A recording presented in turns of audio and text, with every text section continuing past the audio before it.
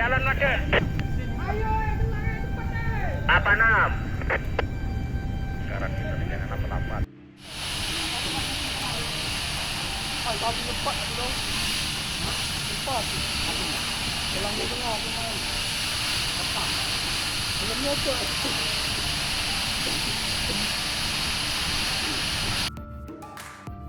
Kebakaran di Galang Kapal Gandus, api masih membumbung tinggi. Terjadi kebakaran di Kecamatan Gandus, Palembang pada Sabtu, 1 Oktober 2022 sekitar pukul 20:30 waktu Indonesia bagian Barat. Saat ini tim pemadam kebakaran Kota Palembang sedang berjibaku memadamkan api. Berdasarkan informasi yang dihimpun, kebakaran tersebut melahap sebuah galangan kapal. Belum diketahui dengan pasti apa yang menjadi penyebab kebakaran yang membakar tempat pembuatan kapal tersebut. Namun, berdasarkan informasi didapatkan, sementara penyebab kebakaran karena adanya tempat penyimpanan atau gudang minyak yang terbakar.